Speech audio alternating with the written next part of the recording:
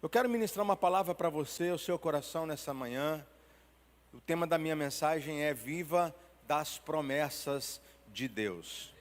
Viva das promessas de Deus. Deuteronômio, capítulo de número 28, verso número 1 e 2. A palavra do Senhor diz assim: E será que, se ouvires a voz do Senhor teu Deus, tendo cuidado de guardar todos os seus mandamentos, que hoje te ordeno, o Senhor teu Deus te exaltará sobre todas as nações da terra, e todas estas bênçãos virão sobre ti e te alcançarão. Sabe, irmãos, quando ouvires a voz do Senhor teu Deus, quando eu leio esse versículo, algumas coisas são importantes. Primeira delas, se ouvires a voz do Senhor. Segundo, se você guardar aquilo que você ouvir. Terceiro, a Bíblia diz que o Senhor te exaltará. Quarto, a Bíblia diz que as bênçãos virão atrás de ti. Você não precisa correr atrás das bênçãos, é elas que correrão atrás de você. Os bons negócios correrão atrás de você. As coisas boas correrão atrás de você. João 15:7 diz assim. Vamos para um Novo Testamento. Jesus disse assim: se vós estiverdes em mim, se vocês estiverem em Jesus, e as palavras de Jesus estiverem no seu coração, vocês podem pedir o que vocês quiserem, e eu vou te dar. Note que nesse versículo, Jesus diz assim: olha, vocês precisam estar em mim, e as minhas palavras precisam estar em vocês. Ora, o apóstolo Paulo diz lá em Coríntios, a palavra de Deus precisa estar não só na tua boca, não só debaixo do seu braço, porque tem muita gente que carrega a Bíblia debaixo do braço, mas não sabe uma palavra, não decora um capítulo da Bíblia, um versículo, só sabe o Senhor é meu pastor e nada me faltará e mais nada.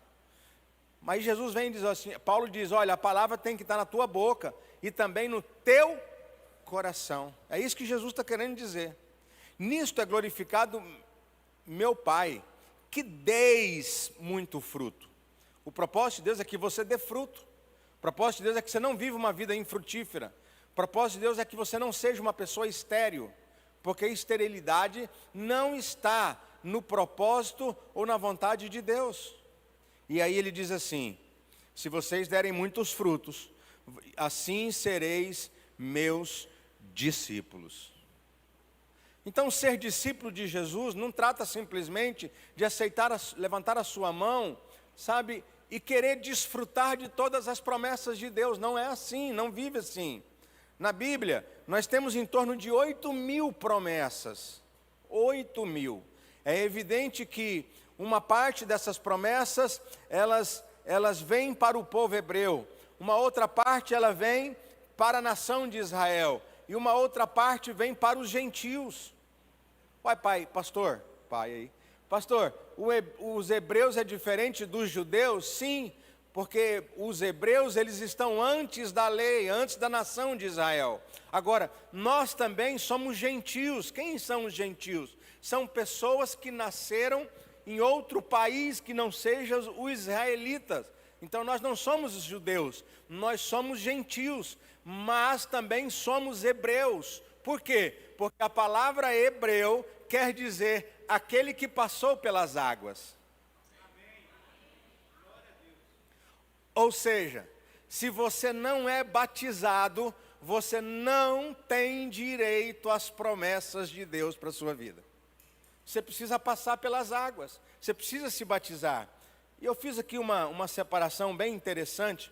O primeiro grupo de promessas, o primeiro grupo são aqueles que nosso Senhor Jesus fez a Abraão, hebreu. Sabe, esse primeiro grupo, essas promessas, para você que está anotando, está lá em Romanos 14:13, está lá em Romanos 9:7, está lá em Romanos 15:8, está lá em Gálatas 3:16, está lá em Hebreus 6:13, está lá em Hebreus 7:6, 11:9, 11 e 17. Quando você lê todas as passagens, você vai ver que as promessas que Deus fez a Abraão, elas também servem para nós. Você está aí? Diga amém. Aí depois você vai ver um segundo grupo de promessas. São as promessas que são integradas em torno da semente de Davi. Quem é a semente de Davi? Jesus. Jesus. E aí você vai ver que Deus enviou o nosso Senhor e Salvador Jesus Cristo como consequência das promessas que foram liberadas pelos profetas, pelos antigos. E aí nós podemos ver isso lá em Atos capítulo 13, no verso 23, 32, 33, Atos 26. E o outro grupo refere-se por fim ao Espírito Santo, aos dons espirituais que o Senhor nos dá por meio desta unção. Essas promessas são derivadas após a ressurreição de nosso Senhor e Salvador Jesus Cristo, quando Ele ressuscita e diz: olha, eu irei para o Pai, mas eu enviarei o Espírito Santo, o Espírito da verdade, e esse Espírito, Ele habitará com vocês para sempre. Então nós temos 3 classes de promessas na Bíblia. Agora, deixa eu dizer algo para você. A maioria das pessoas não estão interessadas nas promessas que foram feitas a Abraão. A maioria das pessoas não estão interessadas nas promessas que foram feitas por meio de Jesus. A maioria das pessoas não estão interessadas nas promessas que foram feitas por meio de Jesus Cristo, o Espírito Santo que estaria em nós. Ué, pastor, se nós não estamos preocupados com essas promessas, quais são as promessas que a maioria dos cristãos estão preocupados? Com as promessas que se dizem respeito ao seu bem-estar. Tem muita gente clamando do Senhor a promessa do carro, a promessa da casa, a promessa dos filhos. Tem muita gente clamando ao Senhor pela promessa da conversão do marido, pela promessa da conversão da esposa. Tem muita gente clamando pela uma prosperidade, pela riqueza. Nós queremos aquilo que é pessoal. Nós estamos atrás daquilo que é natural. Sabe, querido? E quando eu olho para esse tipo de promessa na Bíblia, nós vamos ver que todas estas promessas, elas existem. Por exemplo, o Senhor é o meu pastor e nada me faltará. Não vai te faltar nada. Não vai te faltar nada. Se o Senhor for o seu pastor. Se Ele não for, não vai dar certo essa promessa. Porque as promessas são condicionais. Ou seja, as promessas que eu acabei de ler aqui em cima, que o Senhor disse: olha, se você ouvir, se você guardar, eu vou te abençoar, eu vou te exaltar, eu vou fazer isso, eu vou fazer aquilo. Jesus diz lá em João: se você estiver em mim, tudo que você pedir, eu vou te dar.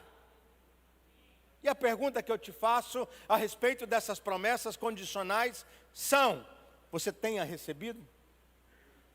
Você tem recebido tudo que Deus diz? Porque a Bíblia diz que Deus iria te colocar por cabeça e não por cauda. Ele iria te colocar em primeiro e não por último. A Bíblia diz que os seus inimigos viriam contra você por um caminho, mas correriam por 7.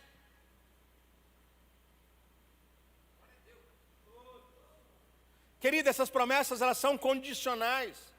Elas não são para qualquer um, elas não são para qualquer pessoa. E tem muita gente se dando mal. Tem muita gente decepcionada com Deus, tem muita gente triste com a igreja, tem muita gente mudando de igreja, porque nessa igreja não acontece nada na minha vida.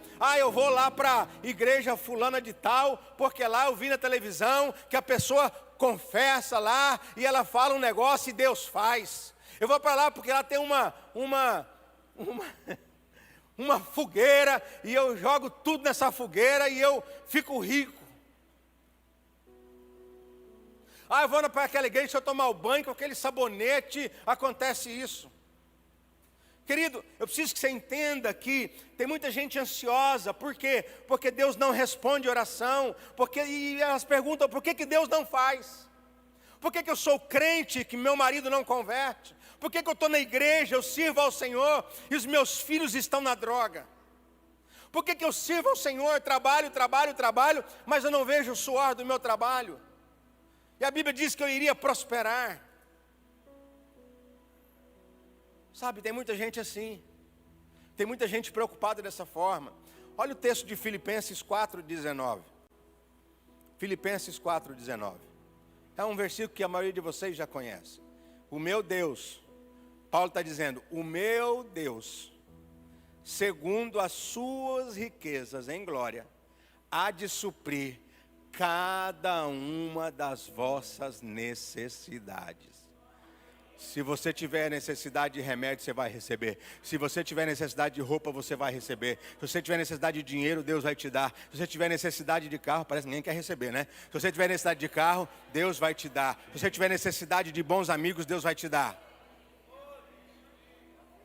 Quantos recebem? Diga amém. Mas essa promessa não é para você. Essa promessa é para quem levantou na hora da oferta e veio aqui e depositou o seu dízimo, a sua oferta e a sua primícia. Então, se você não levantou do seu lugar e veio até o altar, essa promessa não é para você.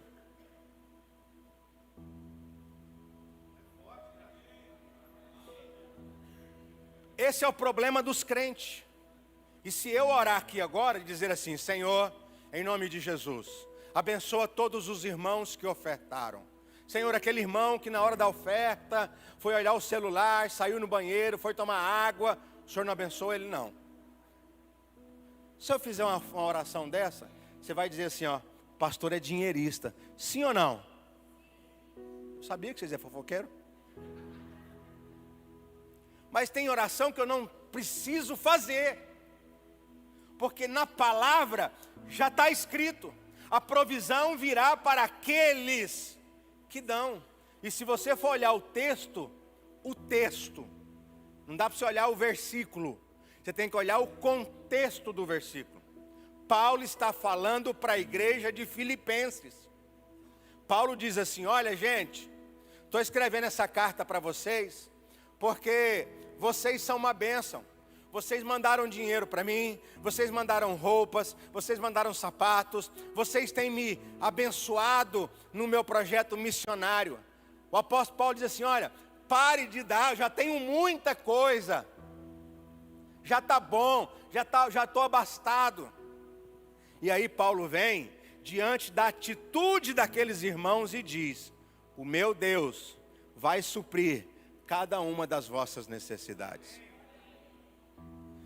Então não é uma questão de oração. Fala comigo, não é uma questão de oração. Não é oração. Não adianta você orar para Deus te prosperar. Esse tipo de oração, ela não resolve.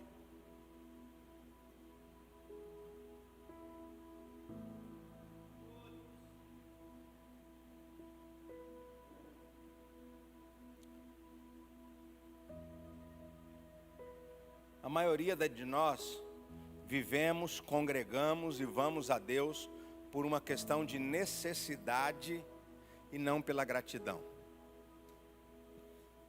Você pode perceber na igreja que a maioria, não são todos, mas a maioria vem porque o casamento pode estar ruim, a vida financeira está ruim, os filhos e isso, e vai, e aí chegam aqui e acham que Deus vai resolver tudo. E eu quero dar uma notícia para você que nos visita hoje pela primeira vez. Aqui não é um lugar onde Deus resolve tudo. E não é só na Vinho Novo, é em todas as igrejas do mundo. Não é um lugar onde Deus resolve tudo. Pergunta por quê? Porque tem coisas que não dependem de Deus, tem coisas que dependem de você. Sabe, querido, e eu vou te falar uma frase aqui, talvez que ela possa te soar muito má, ou muito ruim. Mas eu quero dizer, eu preciso dizer isso para você nessa manhã. Deus não tem compromisso com a sua vontade ou com a sua necessidade. Eu vou dizer novamente. Deus não tem compromisso com a sua vontade ou com a sua necessidade. Então essa oração que você faz dizendo assim, Senhor, o Senhor não está vendo que eu estou sofrendo? Ele vai dizer, estou.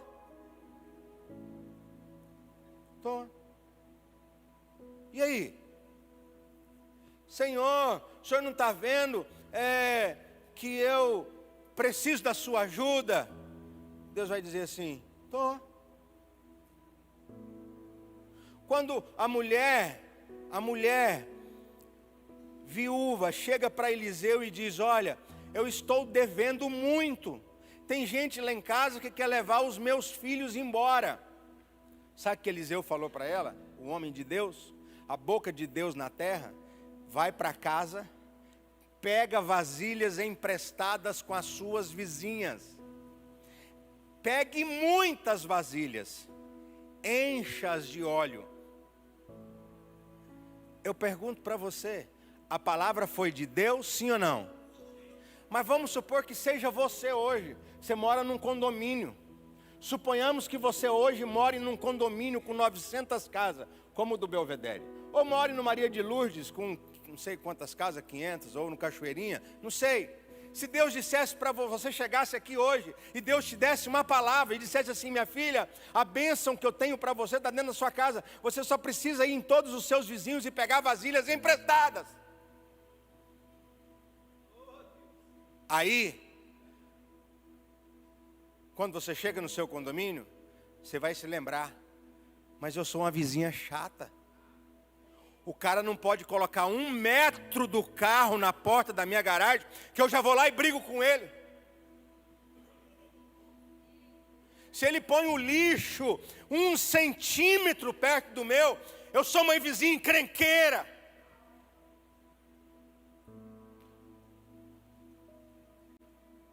O vizinho compra um carro, você tem um carro bonito, seu vizinho compra um carro, você fala para ele assim: não, mas o meu é mais potente. Sabe quando você vai ter amigos? Quando você passa pelas pessoas e não cumprimenta. O cara passa do seu lado, você não tem capacidade de dar para o seu vizinho bom dia. Você não tem capacidade de elogiar as pessoas. Você não tem capacidade de reconhecer, sabe, o serviço daquelas pessoas.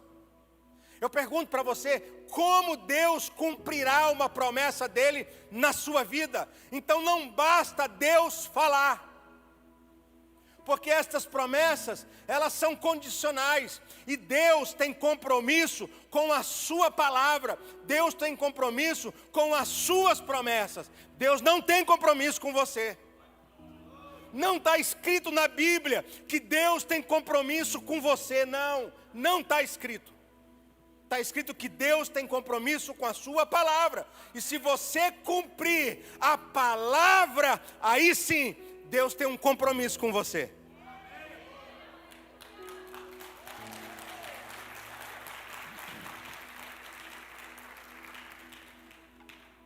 Jeremias, capítulo 1, verso 12, disse assim, ó: e disse-me o Senhor: viste bem, porque eu velo pela minha palavra para cumpri-la. Jeremias pergunta para Deus uma coisa, e Deus fala assim: Jeremias, eu tenho compromisso com você, eu vou cumprir. Está escrito isso? Não. Jeremias, fica tranquilo, meu querido, eu velo pela minha palavra, eu cuido da minha palavra, para que ela se cumpra. O compromisso de Deus não era com Jeremias, o compromisso de Deus era com a palavra. O compromisso de Deus não é com os profetas, o compromisso com Deus é com a sua palavra. Aí tem gente que usa a Bíblia assim, ó: ah, mas na Bíblia diz. Olha o que as pessoas fazem. Você é dizimista, irmão? Não. Você é fiel à sua esposa? Não. Você é fiel aí? Não. Ah, mas na Bíblia diz que se nós formos infiéis, Deus permanece fiel. Quem já ouviu essa palavra? Se formos infiéis, Deus permanece fiel. Irmão, Deus nunca vai ser fiel ao infiel, porque isso quebra um princípio da palavra. Se você é infiel, Deus é fiel, Ele continua fiel à sua palavra, não ao infiel.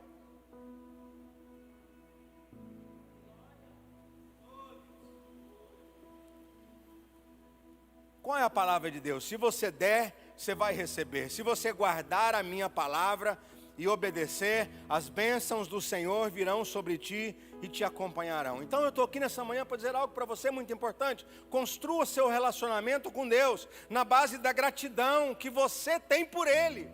Porque qual foi a maior coisa que Deus fez por mim e por você? Ele enviou o seu Filho Jesus para morrer na cruz do Calvário, pelo meu e pelo seu pecado, nos livrar da condenação eterna e nos dar a vida eterna.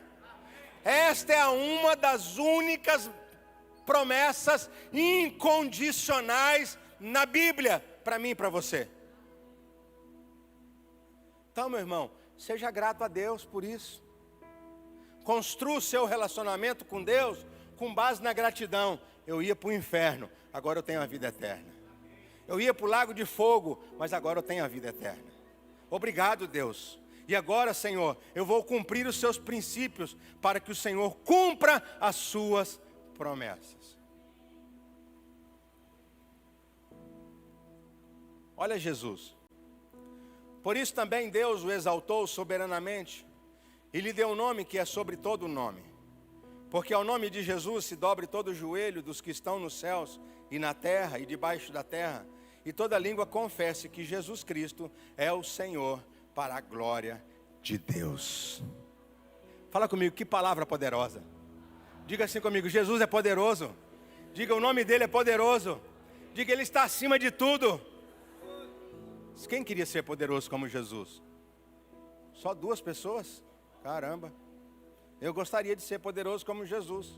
Na hora que eu chegasse, eu sou assessor parlamentar. Quando eu chego num lugar, boa tarde, deputado, tudo bem? Todo mundo, para falar com o deputado, tem que passar pela recepção, tem que passar por um, passar por outro, passar pelo outro, dar um nome, falar o que vai fazer. E quando você chega na mesa, você fica assim, não sabe o que você fala. Porque é uma autoridade. Agora imagine você e Jesus. Imagine Jesus, que está acima de todo nome. O nome dele, todo joelho vai ter que se dobrar. Agora, irmãos, deixa eu dizer algo para você. Quantos querem ter poder e autoridade na terra como o de Jesus? Levanta a mão e diga glória a Deus. É simples. É simples acontecer isso. É muito fácil. Olha o que está escrito em Filipenses 2:9. Nada façais por contenda ou por vanglória, mas por humildade. Cada um considere os outros superiores a si mesmo. Não atente cada um para o que é propriamente seu, mas para qual também para o que é dos outros, de sorte que haja em vós o mesmo sentimento que houve também em Cristo Jesus, que sendo em forma de Deus, não teve usurpação ser igual a Deus, mas esvaziou-se de si mesmo, tomando a forma de servo, fazendo semelhante aos homens, e achando na forma de homem, humilhou-se a si mesmo, sendo obediente até a morte, e morte de cruz. Fala para o seu irmão, é fácil ser como Jesus. É só fazer o que ele fez. Né, Vitor? Está aí o segredo. Está aí o segredo. Mas nós não. Nós nos achamos superiores. Nós nos achamos os melhores. Eu tenho dó desse pessoal que torce para o Flamengo, porque eles acham que eles são a última bolachinha do pacote. Não é, meu irmão. Você não é. Você não é. Tem gente que tem que dar graças a Deus, porque foi um milagre de Deus na vida. Olha, Lucas tem que levantar a mão para o céu e falar assim, meu Deus, o senhor é bom demais, eu sou feio, olha a nora que o senhor me deu, a mulher que o senhor me deu. Nicole orou pouco, Lucas orou muito. Então, irmãos, tem gente que se acha, tem gente que, sabe, pensa que ele, por ele ter um cargo, uma posição, um cargo, não, você quer ser como Jesus? Seja humilde, seja servo, cuide das coisas dos outros, abençoe a vida dos outros, vai morrer numa cruz, crucificado, mas sei lá, faça o que Jesus fez e você terá o que ele teve. Porque as promessas são condicionais. Depende de mim, de você cumprir princípios. Aí Jesus vem e diz assim, ó, Senhor, ele está no Getsemane, e ele vem e diz, Senhor, passa de mim este cálice. Eu não estou aguentando, o negócio aqui está terrível. E aí ele cai em si e diz assim, mas porém, faça a tua vontade. Eu não quero fazer o que eu quero. Josué 14:6, Calebe diz assim para Josué: então os filhos de Judá chegaram a Josué em Gilgal, e Calebe, filho de Jefoné, o quenezeu, lhe disse: tu sabes, fala comigo, tu sabes o que o Senhor falou a Moisés, homem de Deus, em Cádiz Barneia, por causa de mim e de você. Sabe, Calebe chega para Josué e fala assim: Josué, lembra daquele culto que o Senhor disse? Josué fala assim: culto? É aquele culto que nós fizemos com os 12 espias, com o pessoal da igreja. E aí nós chegamos da terra prometida e dizemos: olha, a terra é boa. Aquele culto que foi um desastre.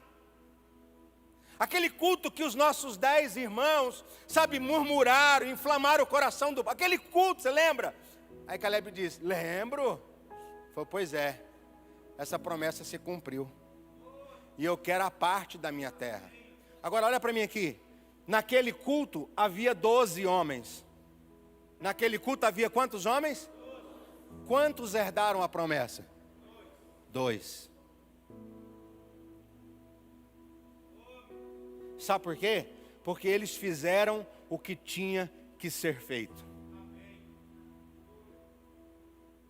Eles tiveram que fazer o que deveria ser feito. Escuta o que eu vou te dizer. Criança faz o que quer. Adulto faz o que é preciso ser feito. Então pare de agir como criança. Pare de agir como menino, querendo que Deus quebre um princípio da palavra dele para te abençoar. Isso não vai acontecer. Haja como pessoa adulta. Haja como entendido da Bíblia.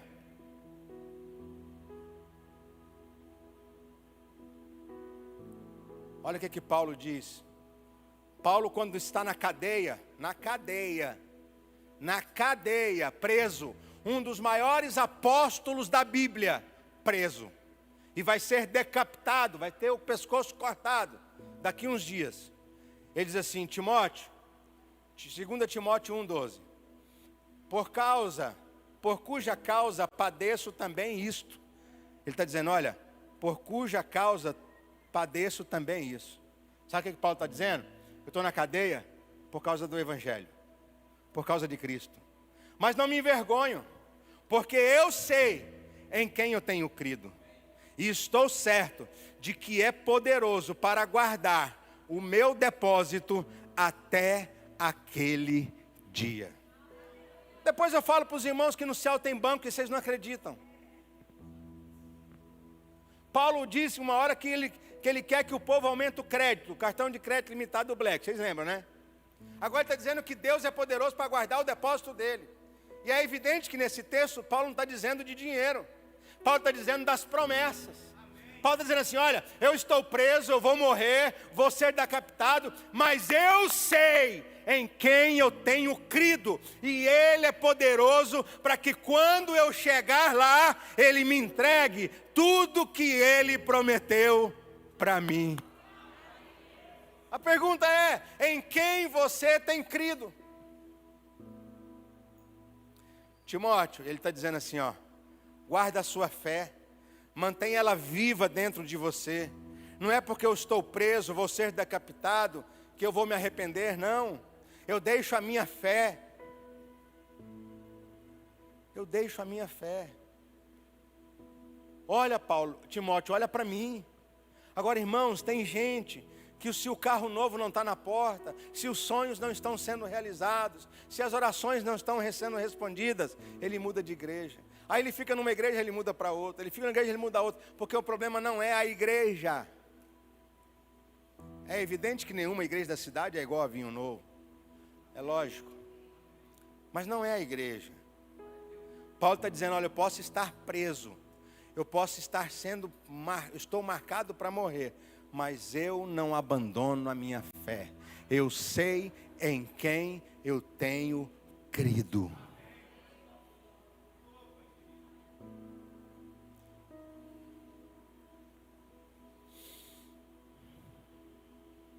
Paulo diz: olha, eu não deixo a minha fé, muito menos porque eu não fui no Outback, eu não comi em McDonald's, eu não fui no Burger King, eu não comi no camarão, coco bambu, eu não andei de carro, Paulo está no final da vida dele, preso, numa masmorra. Ele podia dizer: que Deus é esse? Ele podia dizer: que Deus é esse? Ele podia dizer: Senhor, onde o Senhor está nesse momento? Quando o diagnóstico da doença chega, aonde o Senhor está? Deus responde: eu estou no mesmo lugar onde sempre estive. É você que nunca compareceu aqui.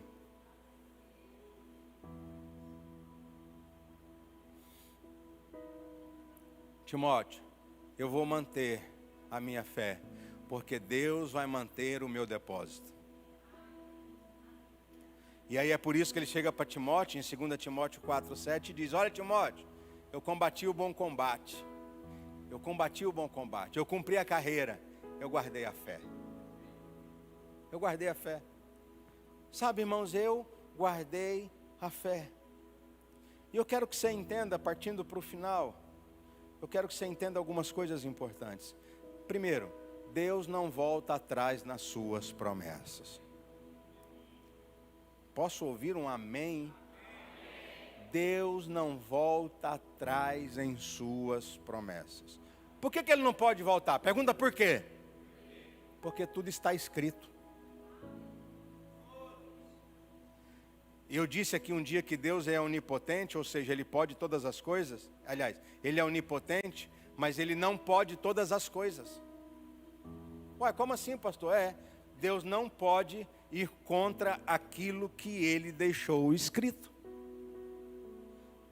Então, se você pegar a palavra e disser assim: Senhor, eu ofertei, agora eu profetizo que o meu Deus, que o Senhor, segundo as suas riquezas, vai suprir cada uma das necessidades. Irmãos, eu vou fazer uma comparação muito exagerada, mas é como deveria ser.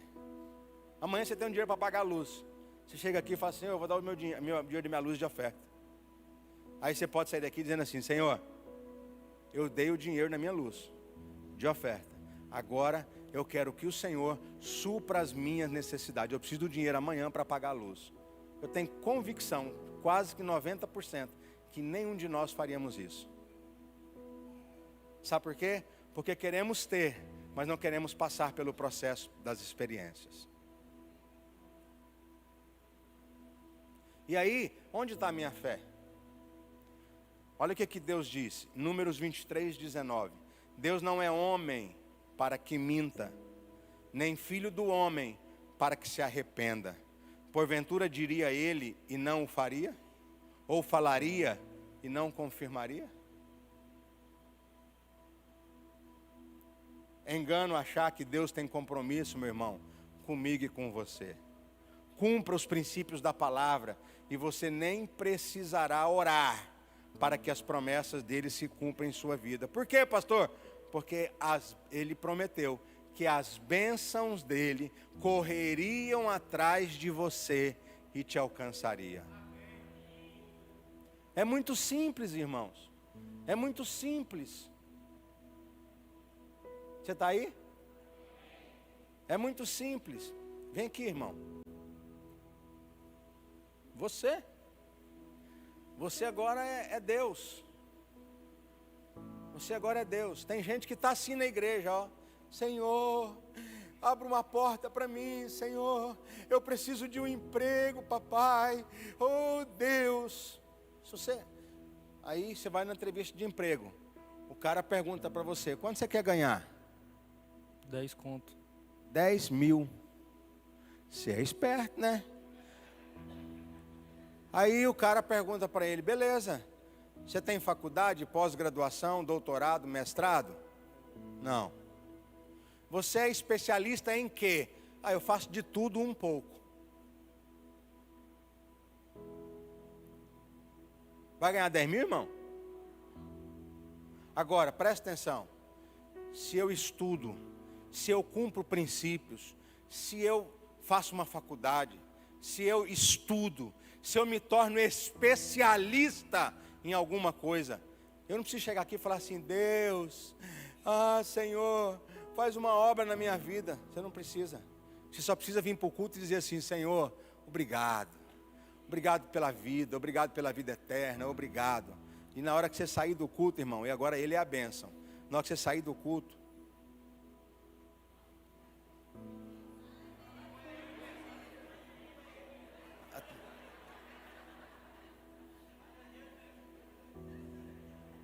você está onde?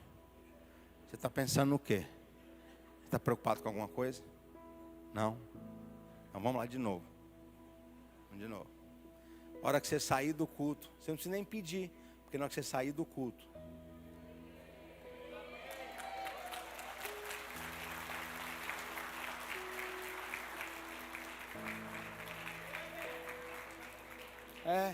aonde você for, existe uma música que diz: por onde eu for a tua bênção me seguirá.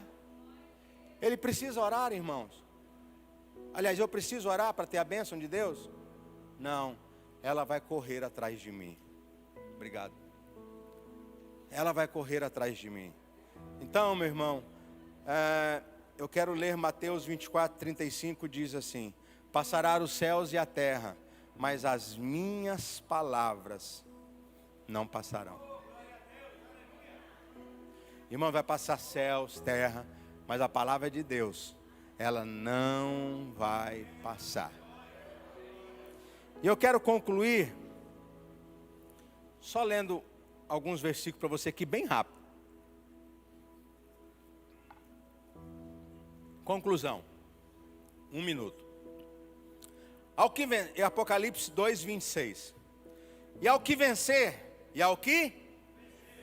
Não é ao que ficar sentado. É ao que vencer. Então, para vencer, você tem que entrar numa guerra, tem que entrar numa luta. Ao que vencer e guardar até o fim, ou seja, perseverar, eu lhe darei poder sobre as nações. Quem tem ouvidos, ouça o que o Espírito diz da igreja. Olha Apocalipse 3:5. Ao que vencer, será vestido de vestes brancas, de maneira nenhuma riscarei o seu nome do livro da vida.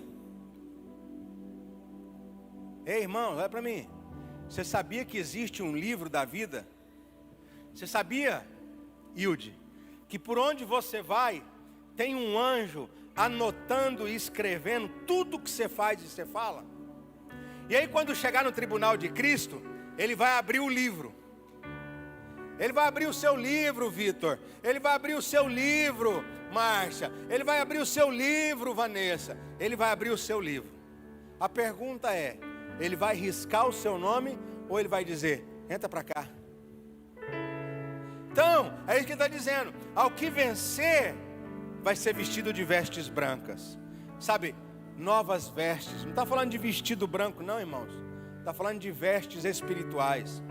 Quem tem ouvidos, ouça o que o Espírito diz à igreja. Apocalipse 3:21. Ao que vencer, lhe concederei que se assente comigo no meu trono. Meu Deus.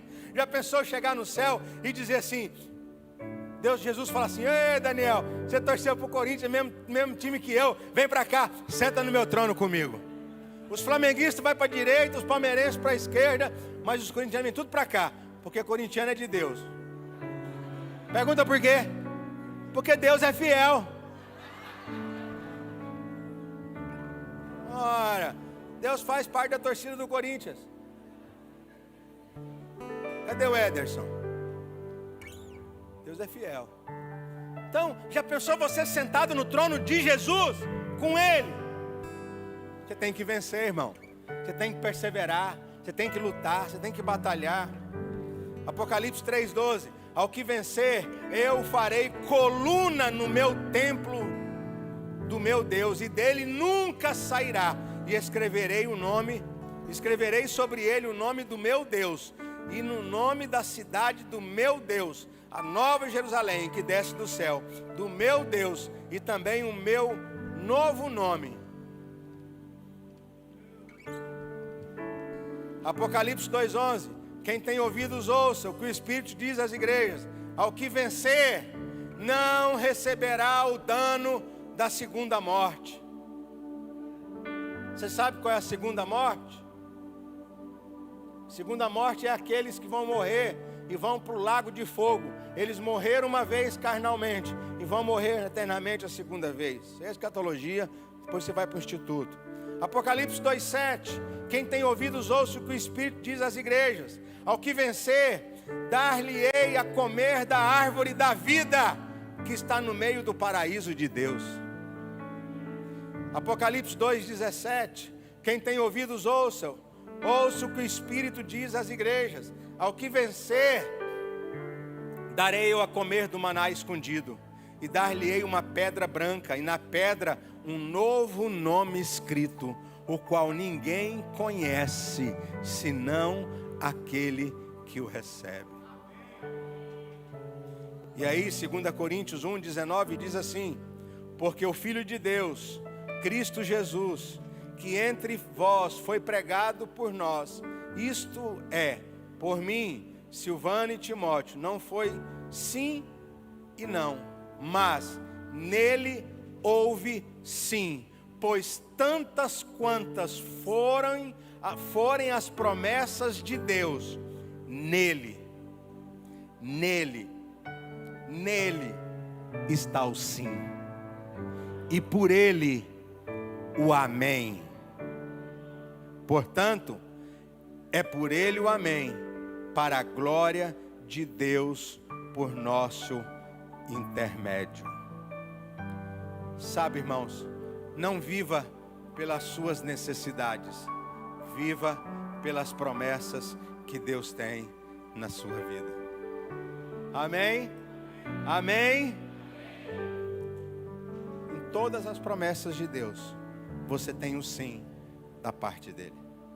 Fique de pé, eu quero orar por você.